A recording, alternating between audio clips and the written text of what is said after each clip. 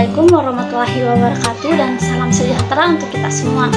Saya Helen Henderina Wariwun dari kelas AKC 1 ingin mempresentasikan materi akuntansi sektor publik. Yang pertama, sistem pengendalian manajemen sektor publik. Dalam sistem pengendalian manajemen sektor publik, organisasi memerlukan sistem pengendalian manajemen untuk memberikan jaminan dilaksanakannya strategi organisasi secara efektif dan efisien, sehingga tujuan organisasi dapat dicapai. Pengendalian manajemen meliputi beberapa aktivitas, yaitu perencanaan, koordinasi, komunikasi, pengambilan keputusan, motivasi, pengendalian, dan penilaian kinerja. Adapun tipe pengendalian manajemen yang terdapat 3 kelompok, yaitu pengendalian preventif, pengendalian operasional, dan pengendalian kinerja. Adapun struktur pengendalian manajemen sebagai berikut. Suatu organisasi merupakan kumpulan dari suatu pusat penanggung-jawaban. Tujuan dibuatnya pusat pertanggungjawaban tersebut adalah sebagai pengendalian, perencanaan, dan penganggaran, sebagai basis perencanaan, pengendalian, dan penilaian kinerja manajer dan unit organisasi yang dipimpinnya, untuk memudahkan mencapai tujuan organisasi, untuk mendelegasikan wewenang dan tugas ke unit-unit yang memiliki kompetensi sehingga mengurangi beban tugas manajer pusat, mendorong kreativitas dan daya inovasi bawahan, sebagai alat untuk melaksanakan strategi organisasi secara efisien dan efektif. Dalam sistem ini terdapat juga pusat-pusat pertanggungjawaban. Yang terdapat adalah pusat biaya. Pada pusat biaya, yaitu pusat penanggung-jawaban yang prestasi manajemennya dimulai berdasarkan biaya yang telah dikeluarkan. Adapun pusat pendapatan. Pusat pendapatan adalah pusat penanggung-jawaban yang prestasi manajemen dimulai berdasarkan pendapatan yang dihasilkan.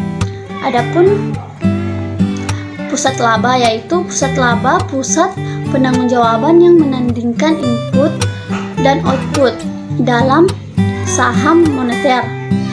Adapun pusat investasi. Pusat investasi adalah pusat penanggung-jawaban yang prestasi manajemennya dinilai berdasarkan laba yang dihasilkan dan dikaitkan dengan investasi yang ditanamkan pada pusat penanggung-jawaban yang dipimpinnya. Dalam pusat-pusat tersebut terdapat informasi yang terkait dengan sistem pengendalian anggaran yang biasanya banyak diketahui oleh bagian Departemen Anggaran. Departemen Anggaran memiliki fungsi sebagai berikut. 1. Menetapkan prosedur dan formulir untuk persiapan anggaran. 2. Mengkoordinasi dan membuat sebagai dasar anggaran. 3. Membantu mengkomunikasikan anggaran ke seluruh bagian dalam organisasi. 4. Menganalisis anggaran yang diajukan. 5. Menguasai kinerja anggaran yang didapatkan. 6. Menyampaikan revisi anggaran jika diperlukan. Dalam sistem manajemen sektor publik terdapat juga proses pengendalian manajemen sektor publik. Proses pengendalian manajemen pada organisasi sektor publik dapat dilakukan dengan cara komunikasi formal dan informal. Saluran komunikasi formal terdiri dari aktivitas formal dan organisasi yang terdiri dari 5, yaitu perumusan strategi. Perumusan strategi merupakan proses pemberian visi misi tujuan secara terarah dan kebijakan serta strategi organisasi. Adapun perencanaan strategi. Dalam perencanaan strategi diawali strategi perencanaan, yaitu pemantuan program-program, aktivitas atau proyek yang akan dilaksanakan suatu organisasi.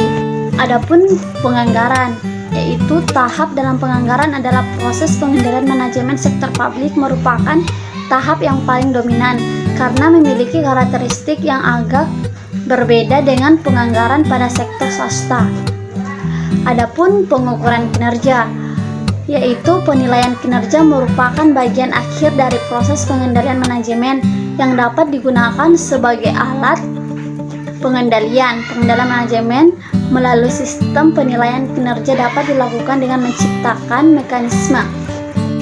Pertemuan 5 yaitu materi tentang teknik akuntansi keuangan sektor publik.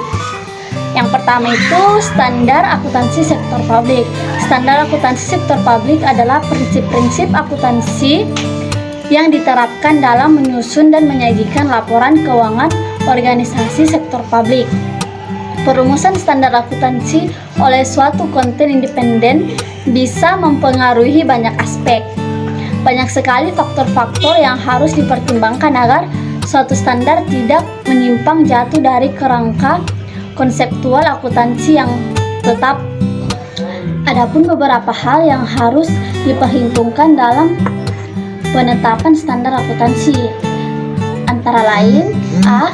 Standar memberikan dokumen tentang informasi yang harus disajikan dalam laporan keuangan, posisi keuangan, kinerja, dan aktivitas sebuah organisasi bagi seluruh pengguna informasi. B. Standar memberikan petunjuk dan aturan tindakan bagi auditor yang menginginkan penyajian secara hati-hati. C. Standar memberikan petunjuk tentang kumpulan data yang perlu disajikan yang berkaitan dengan berbagai variabel yang patut dipertimbangkan. D. Standar menghasilkan prinsip dari teori yang penting bagi seluruh pihak yang berkepentingan dan disiplin ilmu akuntansi. Adapun standar akuntansi pemerintah terdiri atas 1. PSAP nomor 1 tentang penyajian laporan keuangan. 2. PSAP nomor 2 tentang laporan realisasi anggaran. 3. PSAP nomor 3 tentang laporan arus kas. 4. PSAP nomor 4 tentang catatan atas laporan keuangan. 5. PSAP nomor 5 tentang akuntansi persediaan. 6. PSAP nomor 6 tentang akuntansi investasi. PSAP nomor 7 tentang akuntansi aset tetap. PSAP nomor 8 tentang akuntansi kontraksi dan pengerjaan. PSAP nomor 9 tentang kewajiban, dan PSAP nomor 10 tentang koreksi kesalahan perubahan kebijakan.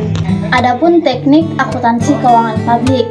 Yang pertama itu akuntansi anggaran. Teknik akuntansi anggaran merupakan teknik akuntansi yang menyajikan jumlah yang dianggarkan dengan jumlah aktual dan dekat secara berpasangan. Akuntansi komitmen. Akuntansi komitmen adalah sistem akuntansi yang mengakui transaksi dan mencatat pada saat orderan dikeluarkan. Akuntansi dana. Pada organisasi sektor publik, masalah utama yang dihadapi oleh pencairan sumber dana adalah alokasi dana. Penggunaan dana dan peran anggaran sangat penting dalam organisasi sektor publik.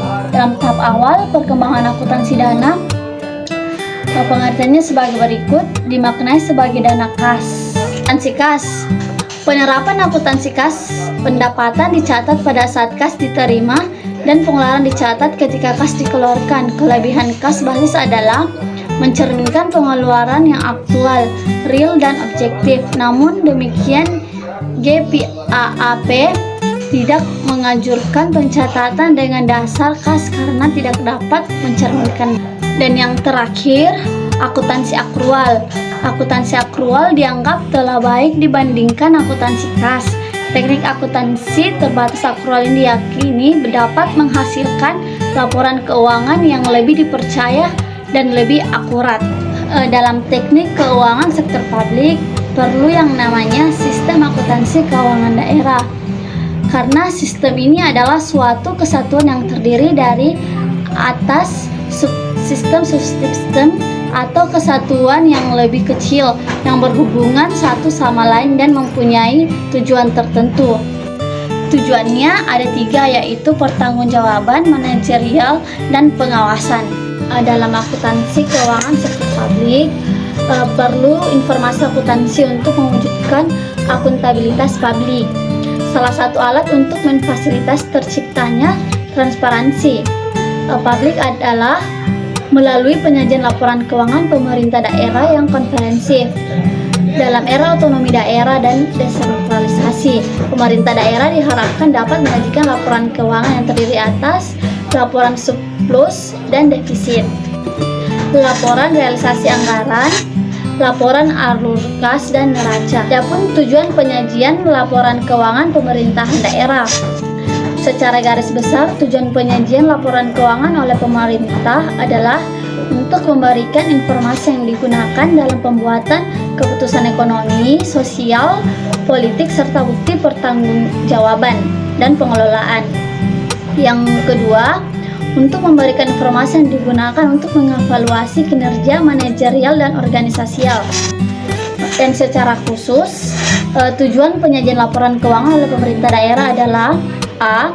Memberikan informasi keuangan untuk menentukan dan memprediksi aliran kas, saldo, dan kebutuhan sumber daya finansial jangka pendek unit pemerintahan.